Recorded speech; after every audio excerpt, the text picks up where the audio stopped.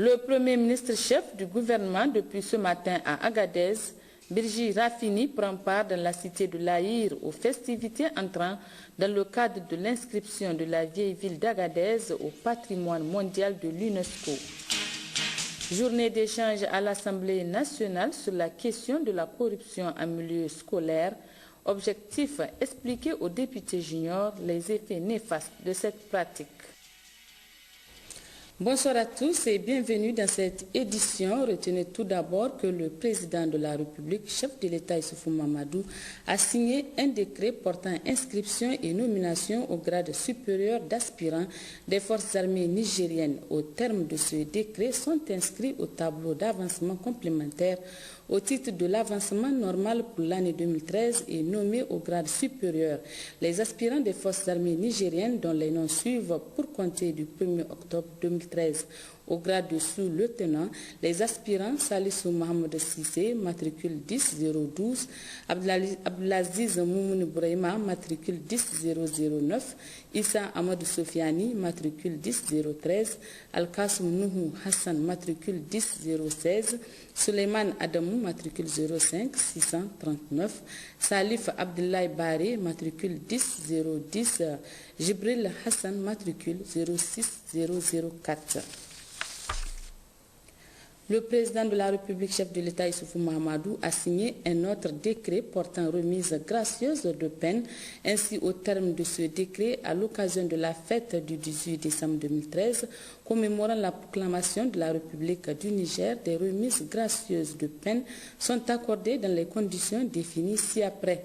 Tout individu qui, à la date de signature du présent décret, est condamné à une peine privative de liberté par décision judiciaire devenue définitive et mise à exécution pour une infraction qualifiée crime ou délit, bénéficie d'une remise de peine de la totalité de la peine qui lui reste à subir si celle-ci est inférieure ou égale à 12 mois. De 12 mois si la peine prononcée est supérieure à 1 an et inférieure ou égale à 3 ans. De 15 mois si la peine prononcée est supérieure à 3 ans et inférieure ou égale à 5 ans. De 20 mois si la peine prononcée est supérieure à 5 ans et inférieure ou égale à 7 ans. De 2 ans si la peine prononcée est supérieure à 7 ans.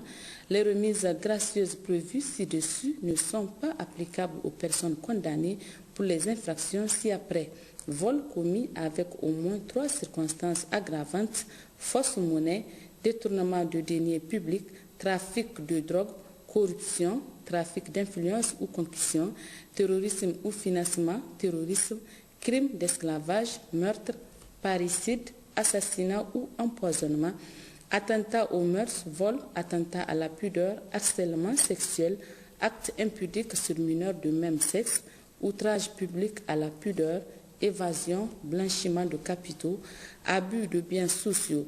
Les remises ne sont pas non plus applicables aux récidivistes, quelle que soit la nature de la peine. Nonobstant les dispositions ci-dessus, bénéficient de la remise totale de la peine qui leur reste à subir les femmes allaitantes ou en grossesse, les personnes atteintes d'épilepsie, d'affections tuberculeuses, cancéreuses, lépreuses et sidéennes médicalement constatées, les mineurs de moins de 17 ans, les personnes âgées de 60 ans, les malades mentaux.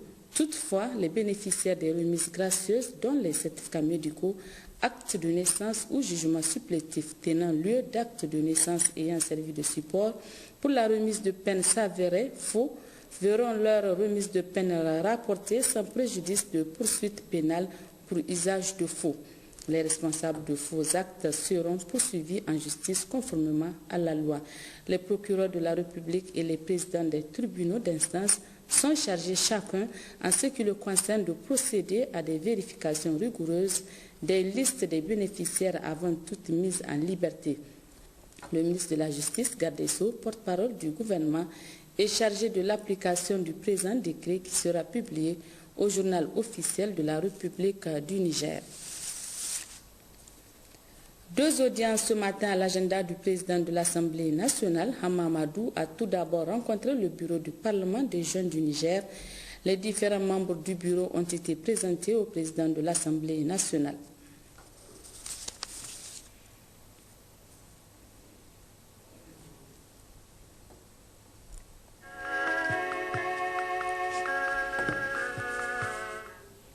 La deuxième audience, le président de l'Assemblée nationale l'a accordée à l'ambassadeur de France au Niger. Christophe Bouchard, qui va bientôt quitter le Niger, est allé exprimer sa reconnaissance pour la bonne coopération qui existe entre l'Assemblée nationale et le Parlement français. Je viens effectivement d'être reçu par le président de l'Assemblée nationale, à qui j'ai rendu une visite de courtoisie à l'occasion de mon prochain départ du Niger, puisque mes fonctions vont bientôt prendre fin. Et donc j'ai souhaité, comme il est d'usage, voir le président de l'Assemblée nationale pour exprimer mes remerciements et ma reconnaissance pour le travail qui a été accompli avec l'Assemblée nationale du Niger. Il y a de bonnes relations entre l'Assemblée nationale du Niger et le Parlement français.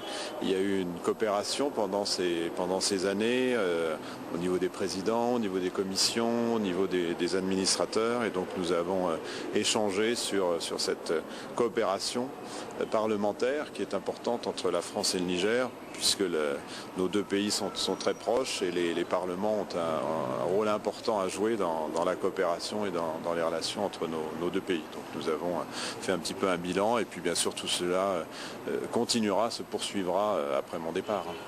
Beaucoup de souvenirs qui sont difficiles à résumer.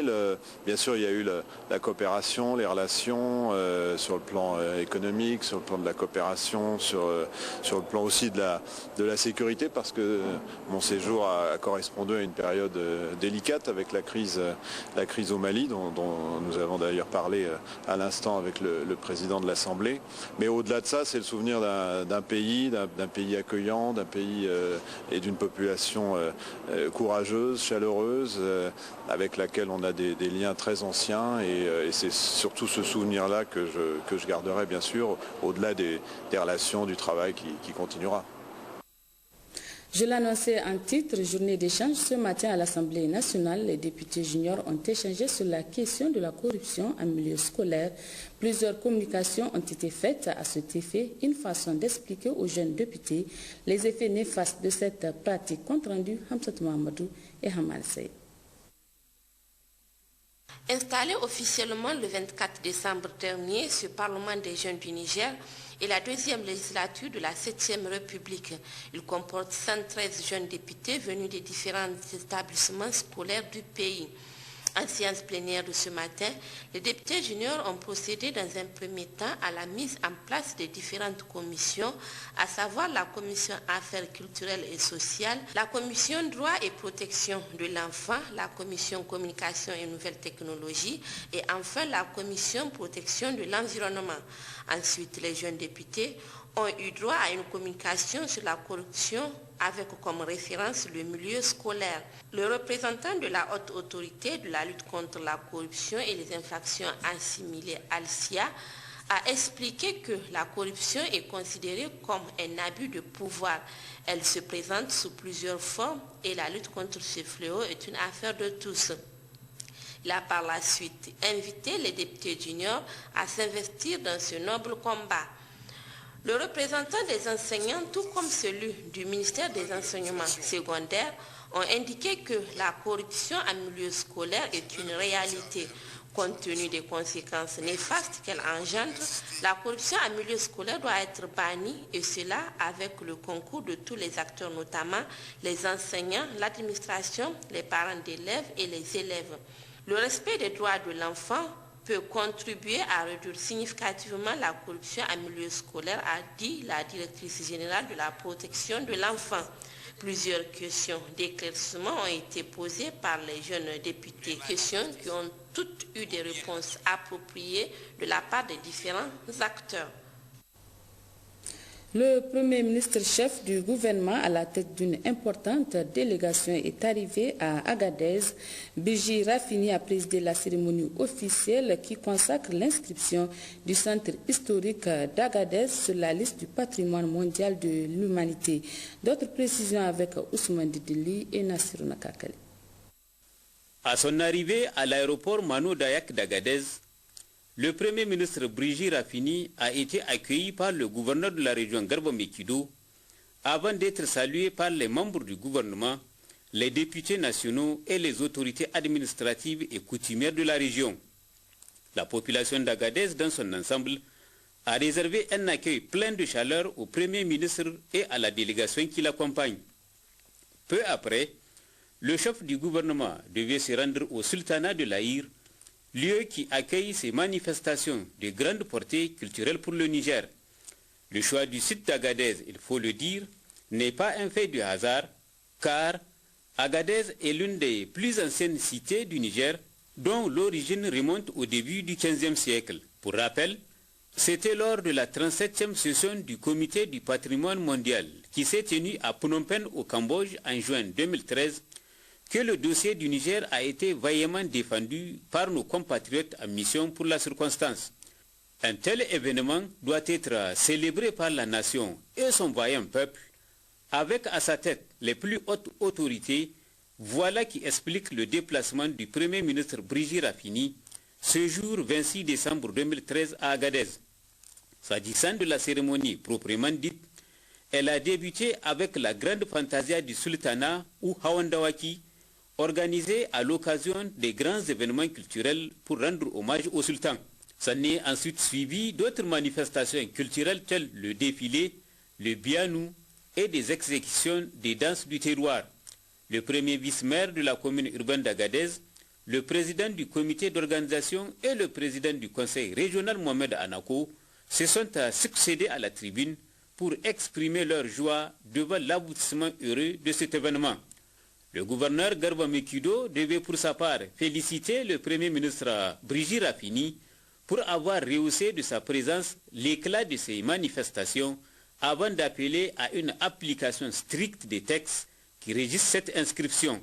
Pour le ministre en charge de la culture, la nomination offre de facto à notre pays un label international dont les effets vont, selon Ousmane Abdou, assurément contribuer à préserver notre identité culturelle et rehausser l'image de marque de notre pays. Elle servira également de déclencheur du développement durable d'Agadez à travers la mise en œuvre du programme de conservation et de valorisation du bien qui repose sur l'épanouissement du tourisme et de l'artisanat, la réalisation de travaux de conservation, d'assainissement, pour ne citer que cela.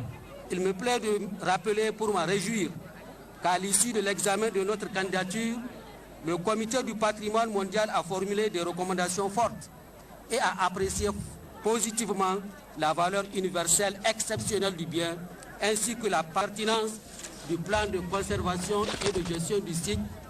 Les médias internationaux ont saisi l'occasion pour diffuser largement à travers le monde les fortes valeurs du centre historique d'Agadez, un centre dont la renommée a largement dépassé nos frontières avant même son inscription. Les habitants de la ville d'Agadez ont donc célébré ce matin en grande pompe l'inscription du centre historique de la capitale de l'Aïr sur la prestigieuse liste du patrimoine de l'UNESCO. Le Premier ministre chef du gouvernement, Brigitte Raffini, qui a rehaussé de sa présence l'éclat de cette cérémonie, a décoré pour la circonstance des personnalités qui ont joué un rôle déterminant dans l'aboutissement de ce dossier d'envergure internationale. Hachim Mohamed et Nassir Nakakal. On ne le dira jamais assez, la date mémorable du 22 juin 2013 sera sans nul doute gravée en lettres d'or dans les annales de l'histoire récente de la région d'Agadez. Motif, elle consacre la nomination et le classement du centre historique de la cité légendaire de l'Aïr au patrimoine mondial de l'UNESCO. L'aboutissement de ce dossier est la résultante d'un travail fastidieux abattu en amont des années durant par un groupe de citoyens sous la houlette des autorités nigériennes. Pour rendre hommage à ses concitoyens, le Premier ministre chef du gouvernement, à l'occasion de la fête du 26 décembre consacrée à l'événement, Brigitte Raffini a décidé de décorer ces personnalités, dont certaines figures politiques bien connues par l'opinion nationale et internationale. L'on peut retenir entre autres l'ancienne ministre de la Culture, Mme Takoba Koyamineta, le professeur Adamou Boubacar, ancien ministre de l'Éducation nationale, l'honorable sultan de l'Aïr Oumarou, Ibrahim Oumarou.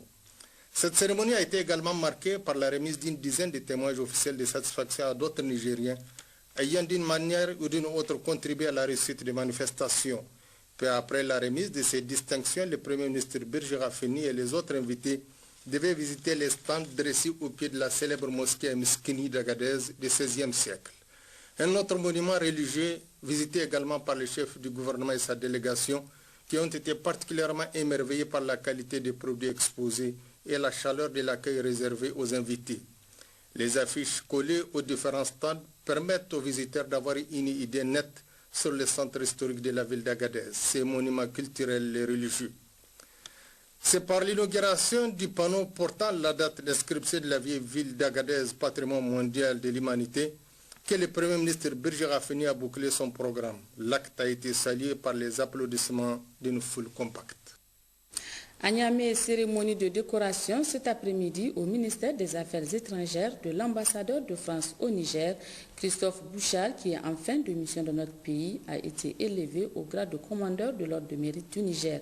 Nous y reviendrons au cours de notre édition de demain. La mission gouvernementale conduite par le ministre des Postes, des Télécommunications et de l'économie numérique Abdoumani dans la région de Maradi pour l'évaluation de la campagne agro-silvopastorale et hydraulique a pris fin lundi dernier par une série de visites dans la ville de Maradi suivie d'une réunion de synthèse compte rendu Moussa Jariri et Sanoussi Garba. Le ministre Abdoumani, en compagnie du gouverneur Amadou Babale, du président du conseil régional Bala Paté et les autres membres de sa délégation, a entamé cette dernière journée de son séjour dans la région de Maradi par des visites sur le terrain. Il a visité successivement l'Office des produits vivriers du Niger OPVN, la centrale d'approvisionnement en intrants et matériel agricole Caïma et le centre hospitalier régional CHR avant de patronner une cérémonie de remise des motos-taxis à 50 jeunes de la ville de Maradi. Ce geste d'un jeune opérateur économique de la place a été hautement apprécié et salué par les autorités administratives et coutumières présentes à la cérémonie. Pour le premier vice-président du conseil de ville, Boukari Bako, Alhaji Sani Atia est un allié naturel du conseil de ville, d'autant plus que son geste vient compléter les actions qu'il mène au quotidien pour le bien-être de la population. Même son de cloche du côté du président du conseil régional Bala Paté, qui pense que le geste de Alhaji Sani Atia cadre parfaitement avec les objectifs du programme de renaissance. Quant au gouverneur Amadou Babale, il a affirmé être témoin de plusieurs autres réalisations concrètes de Sani Atia qui démontrent l'adhésion des populations de Maradi à la vision du président de la République Issoufou Mahamadou à travers des contributions concrètes à la réalisation du programme de renaissance qui vise l'amélioration des conditions de vie des plus vulnérables, notamment par la lutte contre le chômage des jeunes. Pour ce dernier geste, Alhaji Sani Atia a investi la coquette somme de 35 millions de francs CFA. Au centre hospitalier régional, le même élan de solidarité et de patriotisme a été constaté par la délégation ministérielle. D'autres opérateurs économiques ont également mis la main dans la poche en finançant d'importants travaux d'extension de bâtiments et de fonçage de forages au sein de cette formation sanitaire de référence régionale. Al-Hajj Gombi et Al-Hajj Rabadan Chadwa ont choisi le secteur de la santé pour soutenir le programme de la Renaissance. Au niveau du centre régional de récupération nutritionnelle intensive du CHR, le ministre Abdoumani est venu en aide aux enfants malnutris référés en leur offrant des sommes symboliques. Aussi, la délégation ministérielle a constaté avec satisfaction que les magasins de l'OPVN sont bondés de vivres.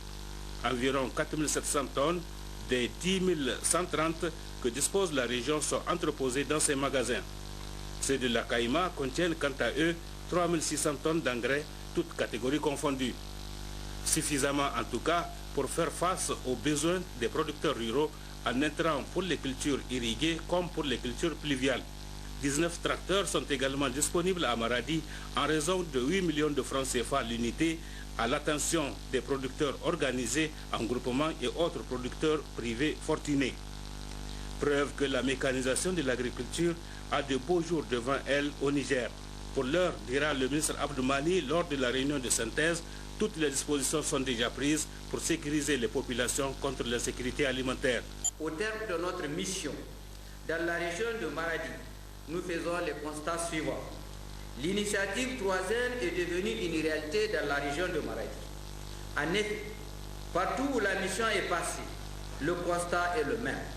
La population avait exprimé sa profonde gratitude et sa reconnaissance au président de la République, son Excellence Issoufou Mahamadou, au gouvernement de la 7e République, ainsi qu'aux différents partenaires pour de nombreuses réalisations dans le domaine de la sécurité alimentaire et nutritionnelle.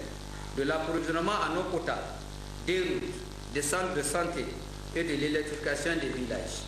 Au niveau des différents sites de culture irriguée, il a été constaté la mise en place effective et gratuite des semences, des pesticides et des engrais. Soulignons enfin que, comme il l'a fait au niveau des autres étapes, le ministre Abdou Mani et sa délégation ont rendu une visite de courtoisie à son Altesse, le sultan du Katsina, Mariwa Alizaki, avec qui il a abordé des questions relatives à la sécurité. Ouverture ce matin à Tawa de la réunion annuelle des cadres du ministère des Enseignements professionnels et techniques. C'était sous la présidence du ministre des Enseignements techniques et professionnels en présence du gouverneur de la région et de plusieurs autres invités. Détail, Hawa Mamoudou et Azirabu. Tawa a eu l'honneur ce matin d'abriter la réunion des cadres du ministère des Enseignements professionnels et techniques sous la présidence du ministre Chebou Inna en présence du gouverneur de la région et de plusieurs autres invités. Cette réunion qui durera 2 jours permettra aux participants d'échanger sur la situation actuelle du sous-secteur de l'enseignement et de la formation professionnelle et technique, en l'occurrence les rôles et responsabilités des cadres dans la construction de l'avenir. C'est pourquoi dans son discours d'ouverture, le ministre des Enseignements professionnels et techniques devait dire que cette réunion constitue une tradition de leur gouvernance administrative. Il me plaît, au nom du président de la République, chef de l'État, son Excellence Issoufou Mahamadou, et de son Excellence M. Brigitte Raffini, Premier ministre, chef du gouvernement, de rappeler que la réunion des cadres constitue désormais une tradition de notre gouvernance administrative qui doit reposer sur un dialogue direct et franc entre toutes les instances et tous les acteurs de l'EFPT au niveau central et déconcentré. Cette tradition consiste à éveiller l'esprit de productivité des cadres pour la réalisation des objectifs de développement. Même si ce n'est pas le lieu de présenter la carte de l'EFPT de Tawa, il convient de souligner que la création à partir de 2010 d'un institut de technologie, d'une université, d'un lycée professionnel et la multiplication du nombre de CFDC traduisent la volonté du gouvernement d'améliorer partout où la demande sociale le requiert une offre de formation diversifiée en termes de parcours et de publics bénéficiaires. Enfin, Cheibou Inna a fondé l'espoir pour que dans une synergie d'action qu'ils puissent construire un système d'enseignement de formation professionnelle et technique qui réponde quantitativement et qualitativement à la demande sociale et aux besoins du marché du travail. Intervenant à son tour, le gouverneur de la région, Salifou Barmou, a marqué son intervention sur la carte scolaire de l'enseignement, de la formation professionnelle au niveau de la région. La carte scolaire de l'enseignement et de la formation professionnelle et technique au niveau de la région de Tawa est composée de 20 établissements publics et privés, dont 15 établissements publics et 5 privés. Pour pallier le problème d'infrastructure au niveau de notre région, le gouvernement de la 7e République a entrepris d'ores et déjà la construction de 4 CFDC en 2012 et 22 CFDC sont en train d'être construits en 2013, et tout cela dans le budget national. En plus de ces réalisations, le projet NIGE 017 va démarrer très prochainement la construction de 3 CFDC, d'un CFPT et des locaux pour la direction régionale ainsi que l'inspection des enseignements professionnels. Notons enfin l'intervention du directeur régional de la formation professionnelle Habib Ibrahim qui a souhaité la bienvenue aux participants. De l'enseignement professionnel à la santé, le ministère de la Santé publique organise depuis ce matin au centre Amir Sultan un atelier de validation du rapport des progrès des objectifs du millénaire pour le développement OMD au titre de l'année 2011-2012. C'est le secrétaire général adjoint du ministère qui a présidé l'ouverture des travaux compte rendu Baro Koba et Salamat Mohamed Rabi. Au cours de cette rencontre qui durera 2 jours, les participants auront à valider le rapport de progrès des objectifs du millénaire pour le développement OMD liées au secteur santé pour la période 2011-2012. Ce rapport vise à apprécier les efforts qu'a réalisé le Niger pour l'atteinte des OMD. Le résultat obtenu dans ces rapports note des progrès encourageants en ce qui concerne le taux de mortalité des enfants de moins de 5 ans et la mortalité maternelle. En effet, selon l'enquête suivi et mortalité de 2010 et EDSN 2012, ce taux passe respectivement de 198 pour 1000 en 2006 à 127 pour 1000 en 2012 et de 648 pour 100 000 naissances vivantes en 2006 à 554 pour 100 000 naissances vivantes en 2010. De même, il est à noter que l'année qui vient de s'écouler a connu d'importantes réalisations et plusieurs perspectives promoteuses sont en cours, témoignant le fort engagement du gouvernement et de ses partenaires en faveur du renforcement du système de santé en vue d'accélérer l'atteinte des OMD d'ici 2015. Au plan institutionnel, plusieurs actions ont été enregistrées par l'État pour améliorer les conditions de vie des populations en général et celles de la mère et des enfants en particulier.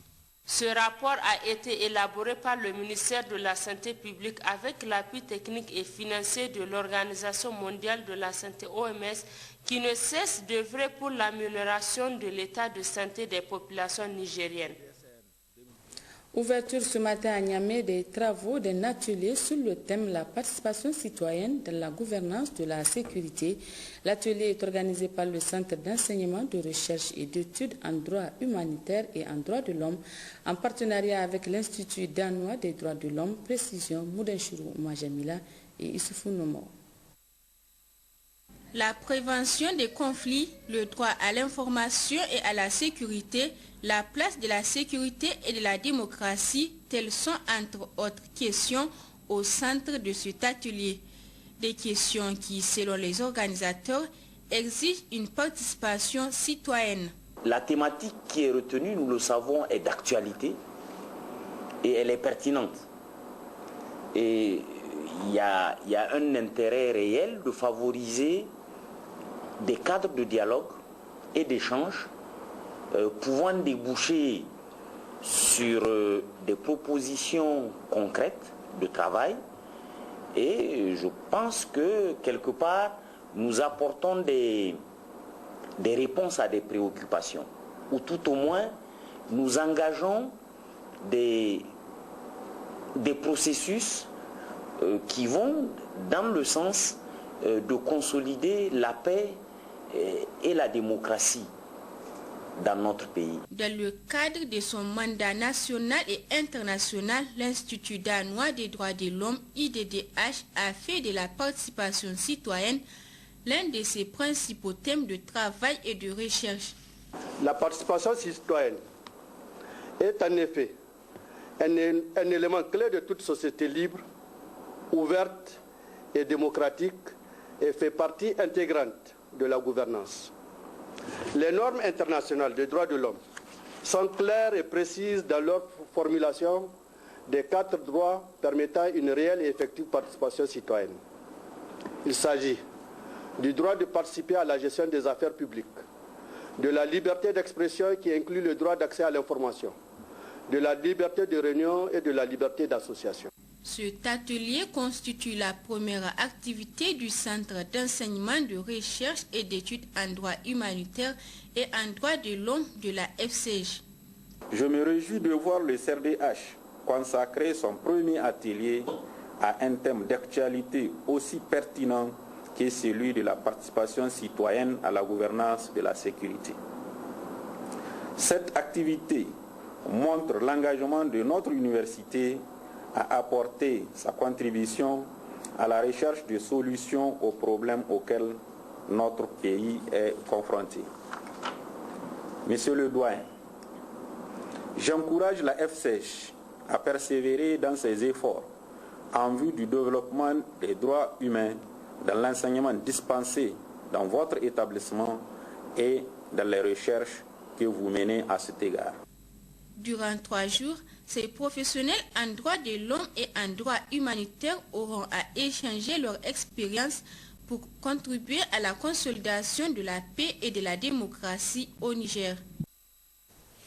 Un autre atelier de validation du document de programme de formation des acteurs de l'ONG Monde des enfants se tient depuis ce matin à Niamey. L'ONG accompagne le ministère de l'enseignement primaire dans la mise en œuvre des programmes d'éducation alternative visant l'insertion et la réinsertion des enfants. Compte rendu Guy Matutia et Hadiza Hamidi.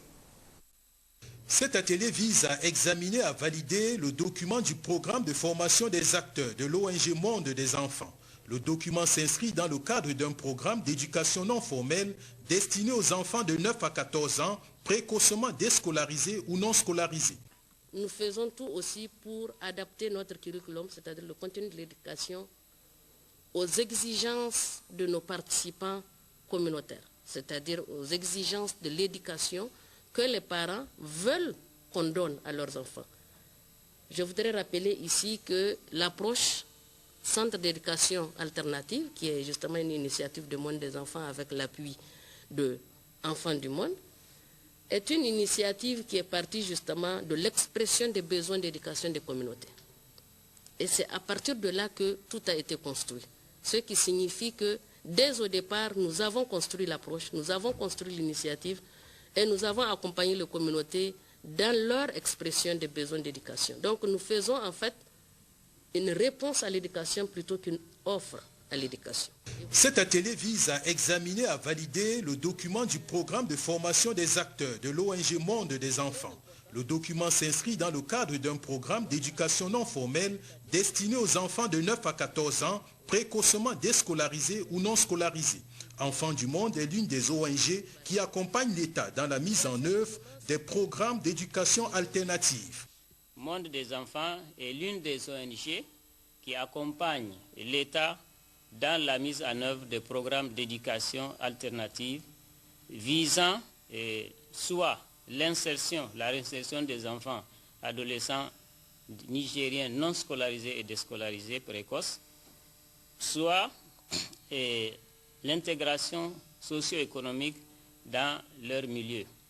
C'est pourquoi les centres d'éducation alternative CEA et la passerelle sont des formules éducatives retenues par l'État à travers le programme sectoriel de l'éducation et de la formation 2014 et 2024. La première partie du document concerne des orientations nationales et la seconde partie est axée au plan de formation des différents acteurs qui intègrent aussi l'éducation des enfants précocement déscolarisés et non scolarisés, ainsi que les autres acteurs, notamment les animateurs des centres et les formateurs. Le document contient enfin un aspect outil de suivi-évaluation. Ouverture ce matin à Tawa des travaux d'un atelier de vulgarisation du guide d'élaboration et de mise en œuvre et suivi évaluation du plan de développement régional. C'était sous la présidence du gouverneur de la région. Le commentaire de Hawa Mahmoudou et Yazrabi. Financé par l'UNICEF, cet atelier qui durera 2 jours vise à informer et sensibiliser tous les acteurs locaux de développement composés des représentants territoriaux de l'État, élus locaux, services techniques déconcentrés, représentants des organisations de la société civile, du secteur privé local et des médias. Le gouverneur de la région de Tawa, Salifou Barmou, qui prenait la parole à cette occasion, a axé son intervention sur le cadre de référence, un cadre unique en matière de développement économique et social.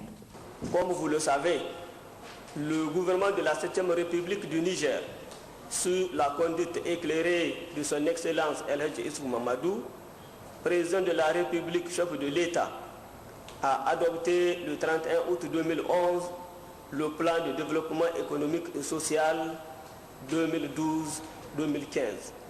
Dans ce cadre, le ministère du Plan, fidèle à sa mission d'accompagnement des collectivités territoriales, a, avec l'appui des partenaires techniques et financiers, élaboré des outils de planification indispensables pour la conduite du développement régional et local. Il est donc tout naturellement légitime que ces collectivités puissent élaborer leur propre plan de développement en tant que déclinaison territoriale du PDS. Au terme de son propos, Salif Barmou a invité les participants d'être attentifs et de participer pleinement aux travaux pour que les objectifs assignés soit atteint. Quant aux représentants du ministère d'État chargé du plan de l'aménagement du territoire et du développement communautaire, Cheikh Raounouhou, il dira que le régime de la 7e République manifeste clairement sa volonté de voir devenir effective la territorialisation de sa politique de développement. Cette volonté a été récemment réitérée par la nomination d'un ministre délégué à la décentralisation. Intervenant le dernier, le président du conseil régional Adamou Ilo devait dire que cette cérémonie constitue pour eux l'amorce de l'opérationnalisation de la décentralisation et une étape fondamentale de la production des outils régionaux d'orientation et de planification pour les organes exécutifs et délibérants des conseils régionaux. Enfin, il a salué les chefs coutumiers et tous les acteurs de la décentralisation pour avoir répondu à cet atelier qui marque une phase décisive dans la vie des collectivités régionales. Retour à Niamey où le stade général Séne-Kounché a servi de cadre ce matin à l'ouverture des travaux de l'Assemblée générale constitutive de l'interprofessionnel de la filière Niébé au Niger. Une cérémonie présidée par le secrétaire général du ministère de l'Agriculture en présence de plusieurs partenaires, Baka Hadjara et Salif Garba.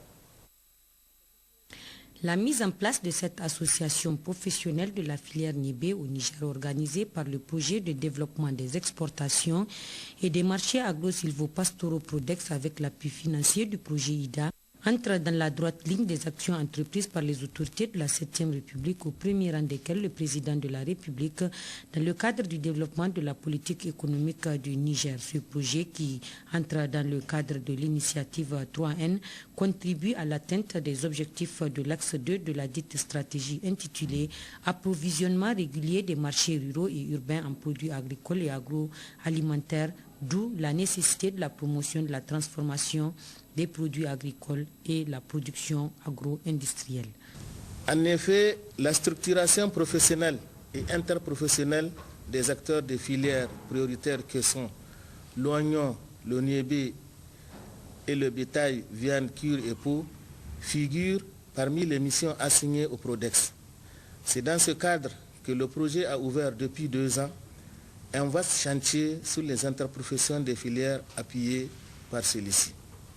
Cette rencontre vise, entre autres, comme objectif, d'apprécier les projets de texte, d'amender le projet de plan d'action, mettre en place les différents organes de l'association.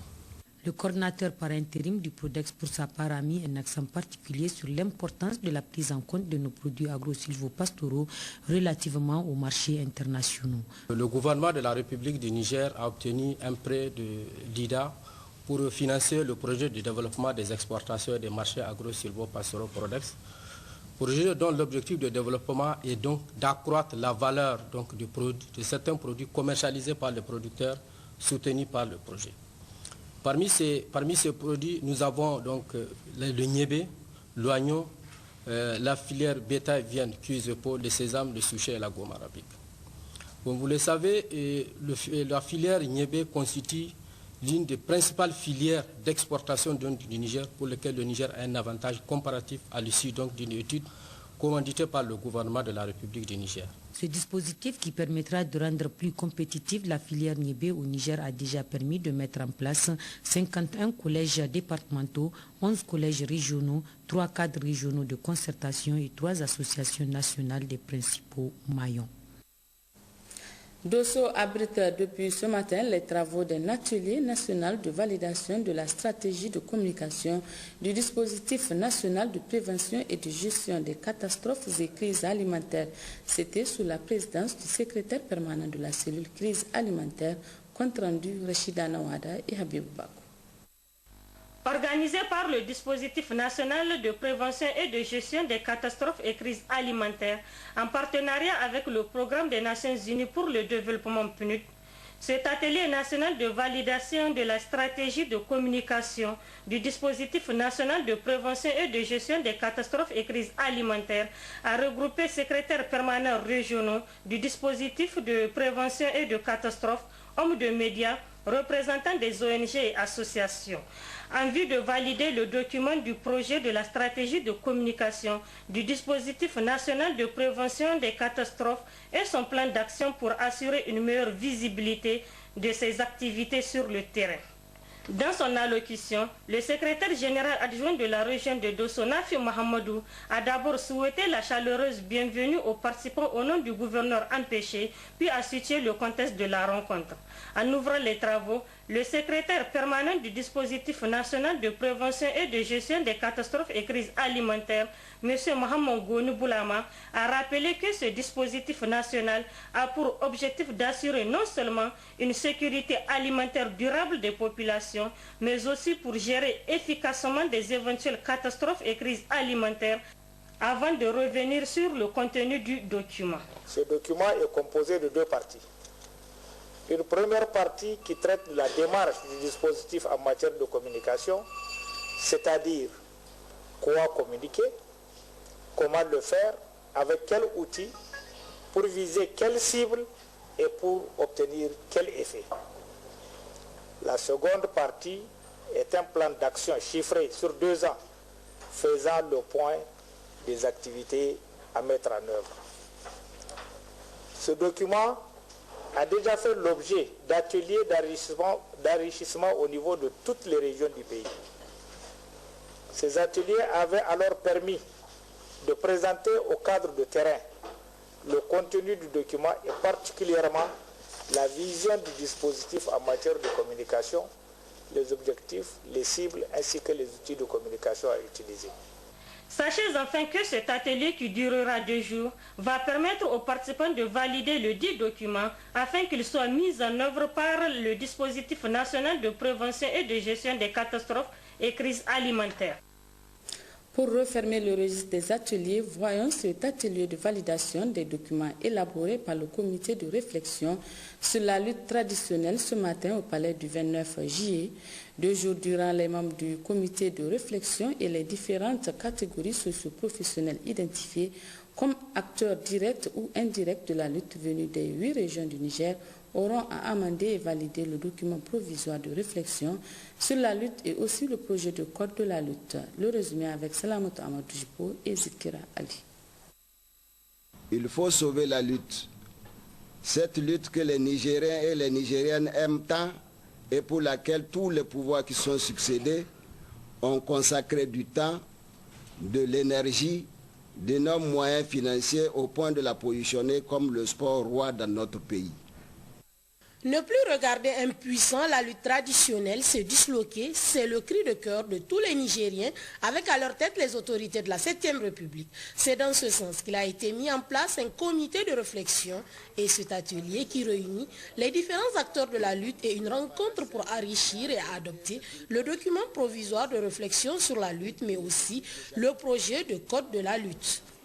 Le contenu des documents n'est que la matérialisation de toutes les données que nous avons recueillis auprès des acteurs de la lutte qui, pour la plupart, prennent part au présent atelier en vue de leur amendement. C'est dire qu'en dehors de la recherche documentaire, notre tâche avait surtout consisté à faire la synthèse de toutes ces données. Elles ont été compilées sous forme de résultats avec comme principale thématique les obstacles et difficultés de fonctionnement et d'administration de la Fédération de lutte, l'évaluation technique de la lutte traditionnelle, les acquis de lutte depuis l'instauration du championnat national, les obstacles et difficultés liés à l'organisation du SAB national, les causes des incidents lors de la 34e édition du SAB national. Pour 2 jours, les participants à l'atelier, choisis en fonction de leurs connaissances sur la lutte, auront à amender et à enrichir ces documents pour le rayonnement de la lutte, le sport roi au Niger. À première vue, cela paraît simple, mais en vérité, c'est une tâche qui n'est pas aisée et qui nécessite de chacun d'entre vous courage et détermination pour dire plus haut ce que les gens disent bas et qui se sont accumulés depuis des décennies pour éclater à la dernière journée de compétition de la 34e édition du Sable national. En somme, la mission des séminaristes est de répondre à une préoccupation majeure des Nigériens avec en tête son Excellence Issoufou Mahamadou, président de la République, chef de l'État, celle de s'assurer que tout est mis en œuvre pour que les tendances négatives de la lutte soient contrées et que le secteur de la lutte accumule des succès encore plus grands et joue son rôle d'unificateur. Merci Salamatou pour ce reportage. Ouverture ce matin à Difa des travaux de la 3e session du Conseil régional. Plusieurs points sont inscrits à l'ordre du jour de cette session. Détail Abdraman Boukari et Abdraman Maz. Cette 3e session ordinaire du Conseil régional au titre de l'année 2013 qui durera 4 jours aura examiné un certain nombre des points inscrits à son ordre du jour, à savoir le projet du budget 2014, l'état d'avancement du processus de l'élaboration du plan de développement régional, l'état d'avancement de l'organisation du Festival du Cheval et celui relatif à l'organisation du Forum régional sur l'éducation. La présente session aura également à se pencher sur les démarches administratives à entreprendre pour l'acquisition du terrain qui doit très prochainement abriter l'Institut universitaire de technologie qui vient d'être approuvé par le ministère de l'Enseignement supérieur, de la Recherche et de l'Innovation. L'occasion donc pour le président du Conseil régional, M. Maïl Urgari, en ouvrant les travaux de ces assises, de brosser d'abord à l'assistance les différentes actions menées par son institution au cours de l'année 2013 en vue d'impulser une nouvelle dynamique de développement au niveau de la région de Difa au plan économique, social et culturel avant de s'appesantir sur les perspectives d'avenir au titre de l'année 2014 et ce conformément au plan de développement économique et social. Cette situation marque le retour de notre pays à la planification globale affirmée par son Excellence M. Issoufou Mahamadou, président de la République, chef de l'État, et motivée par sa volonté d'engager notre pays dans une ère prospère de renaissance. Le plan de développement régional est une déclinaison du PDS et dont le Conseil régional sera désormais le porteur. Toutes les interventions régionales seront alors inscrites dans le panier du plan de développement régional. En tant qu'élus, chers conseillers régionaux, notre responsabilité pour le développement de la région de Difa est fortement engagée, car de notre initiative et de notre dynamisme dépendront désormais le comportement de nos partenaires financiers. Au vu donc de l'utilité certaine de cet exercice, M. Maïl Urgari invitait les conseillers régionaux d'être attentifs et assidus aux différentes discussions qui seront engagées pour répondre véritablement aux aspirations et attentes des populations. Rendons-nous à Maradi pour signaler cette rencontre hier matin à Ouala des acteurs des écoles des maris des différentes régions du Niger. Une rencontre qui permettra aux maris de faire le briefing des avancées faites à travers la sensibilisation sur la santé de la reproduction. Compte rendu Ramat Salou et Sanusi Garba. Promouvoir la santé de la reproduction à travers des sensibilisations sur l'importance des consultations prénatales et postnatales, tel est l'objectif que le projet Songe en collaboration avec l'UNFPA se sont assignés. C'est dans cette optique que l'école des maris a vu le jour. C'est une école qui n'a ni classe ni élèves. Elle consiste tout simplement à former des hommes qui par la suite auront à sensibiliser les populations sur les bienfaits de l'espacement des naissances. L'école des maris, en fait, c'est un regroupement d'hommes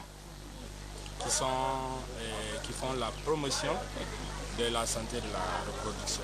Les hommes qui sont membres de l'école sont d'abord des modèles parce qu'ils sont identifiés sur la base d'un certain nombre de critères.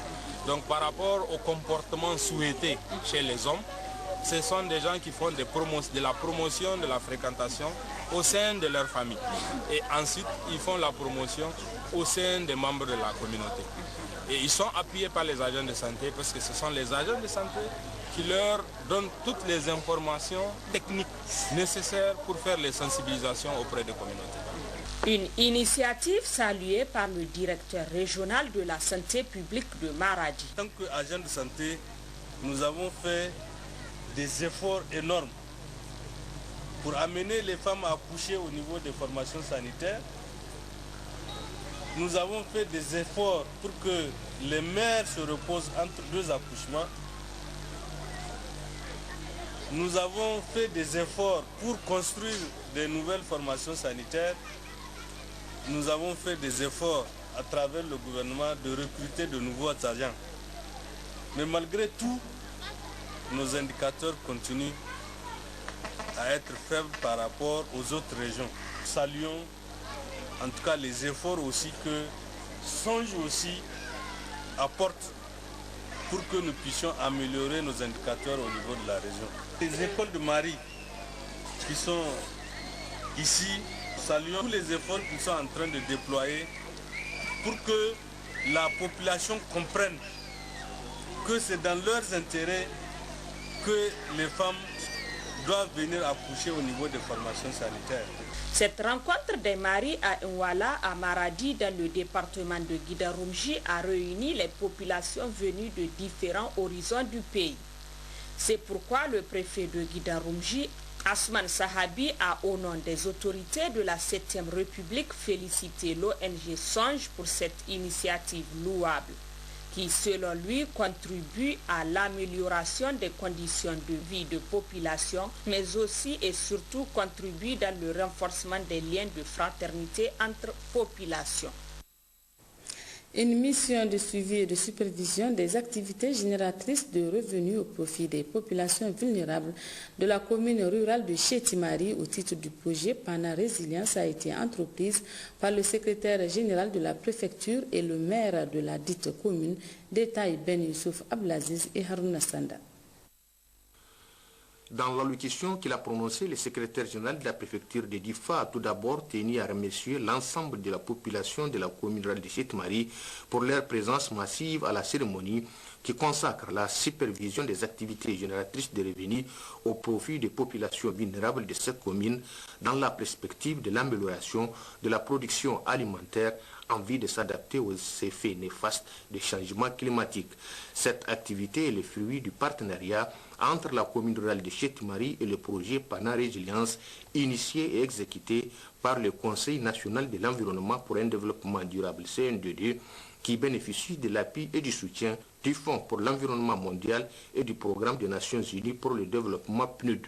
Le projet a pour objectif général de contribuer à atténuer les effets néfastes des changements climatiques sur les populations les plus vulnérables dans la perspective de lutter contre la pauvreté et la recherche du développement durable au Niger. Les populations de cette commune traversent de purs moments de leur existence. En effet, avec la survenue en 2012-2013 des inondations exceptionnelles, ces populations ont tout perdu.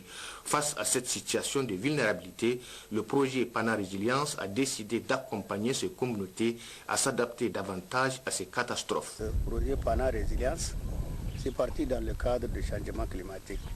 Au début, nous avons démarré à Issari en fournissant des semences résistantes à la sécheresse et vraiment une production acceptable.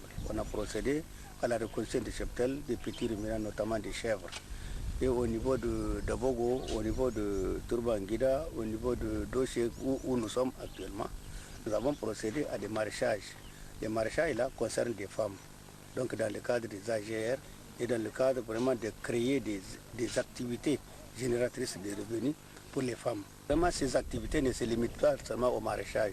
Il y a des groupes de jeunes et de femmes à qui on a appris la couture. On leur a donné des machines, des centres de couture. On a 3 centres de couture. Il s'est agi pour le projet à l'initiative des populations elles-mêmes d'aménager 6 sites maraîchers de 1 hectare chacun sur des terrains en hauteur, fournir aux femmes 70 animaux pour la reconstitution du cheptel, des chèvres pour l'embouche, 12 machines à coudre pour les centres de couture des jeunes et la mise en place d'une banque sémencière dans 11 villages de la commune. Ces sites maraîchers sont clôturés en grillage, équipés par des forages de réseau californien, de motopompes, de semences de plusieurs variétés et 3 tonnes d'engrais. Ces actions toucheront directement environ 6300 personnes, dont plus de 500 femmes et de jeunes, pour une enveloppe de plus de 30 millions de nos francs CFA. Cet appui cadre parfaitement avec le plan de développement communal, l'initiative 3e du président de la République et le PDS. Dans le cadre des préparatifs de la grande finale de la Coupe Bala Haruna, prévue à partir du 10 janvier prochain à Tawa, une mission de la FENILUT conduite par son président a rencontré les autorités administratives et communales de Tawa avant d'effectuer des visites. Compte rendu Kader Sangari et Yazrabi. Il faut tout d'abord rappeler qu'à l'issue des éliminatoires régionales dont la dernière étape a eu lieu le dimanche dernier à Maradi, les 16 lutteurs sélectionnés, dont 2 par région, sont connus dorénavant. Pour cela, la mission de la Fédération nigérienne de lutte, conduite par son président, M. Abdoulaye Hassan, s'est rendue dans la capitale de l'ADER pour s'enquérir de l'état d'avancement des préparatifs de la grande finale de la Coupe Bala Haruna, prévue du 10 au 12 janvier 2014.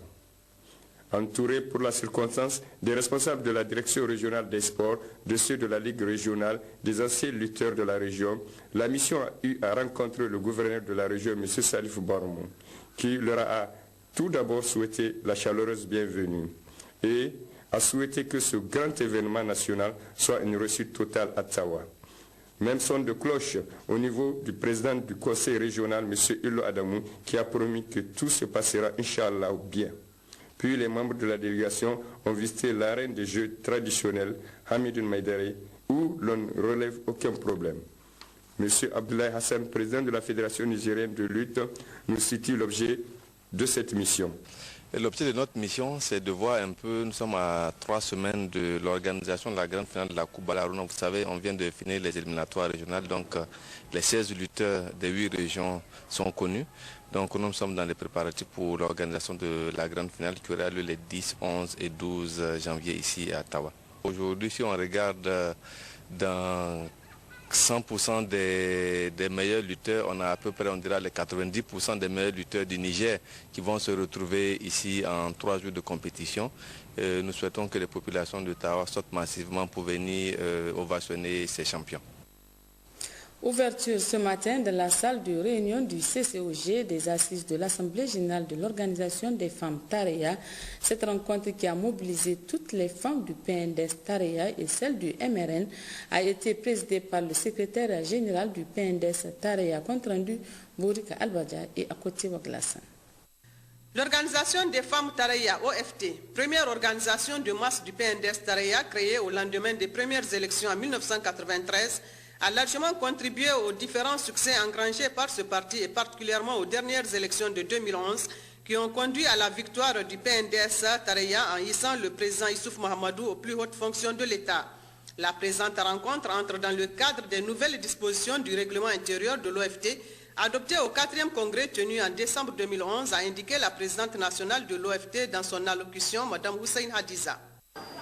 En effet, il a été envisagé qu'entre 2 congrès, nous puissions nous retrouver pour faire le bilan et décider des ajustements nécessaires pour répondre aux impératifs de notre environnement. C'est la première fois que nous nous sommes donné cette possibilité. C'est aussi la première fois que les femmes se réunissent avant le congrès du parti. C'est là une belle occasion pour nous les femmes de pouvoir parler d'une seule voix à ce congrès, parce qu'aujourd'hui, nous allons pouvoir nous entendre sur notre contribution à ce congrès. Lors de notre dernier congrès, nous les femmes avons pris des engagements devant le bureau politique du parti, allant dans le sens d'une grande mobilisation pour l'expansion de notre parti, pour son maintien dans sa position première de force politique au Niger, pour faire de lui un exemple dans la promotion de la femme et accompagner la mise en œuvre du programme de la Renaissance. Il s'agira pour nous aujourd'hui de faire un bilan à mi-parcours en nous demandant si nous sommes dans la bonne voie par rapport à ces engagements. Auparavant, la présidente de l'OFT pour la région de Niamey, Mme Fatili, a souligné que les femmes sont le pilier du parti en ce sens qu'elles constituent un poids fondamental dans la bonne marche du PNDS Tareya. Le secrétaire général du parti, Foumakoy Gado, a dans son discours d'ouverture fait une motion spéciale et appréciable aux vaillantes femmes du PNDS Tareya pour leur mobilisation et leur engagement constant aux côtés des hommes et des jeunes pour le rayonnement du parti.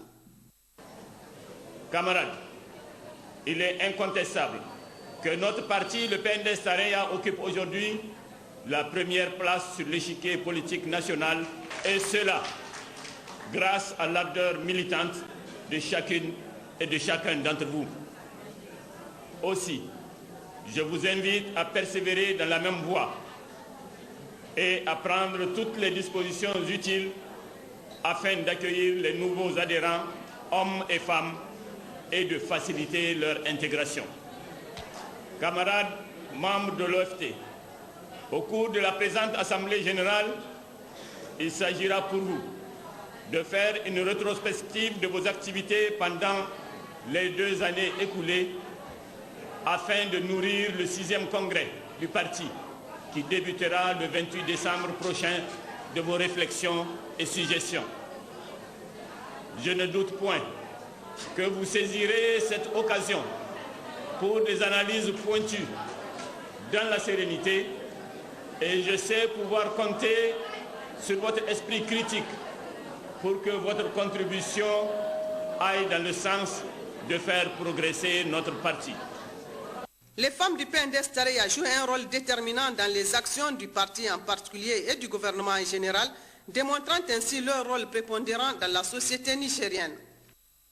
Les assises de cette Assemblée générale de l'Organisation des femmes Tareya ont pris fin cet après-midi sous la présidence de la présidente nationale, Mme Ousseini Hadiza, au CCOG de Niamey. Nous y reviendrons dans nos prochaines éditions. Et c'est la fin de cette édition. Merci de l'avoir suivi. Surtout, restez sur Télésal. Au revoir.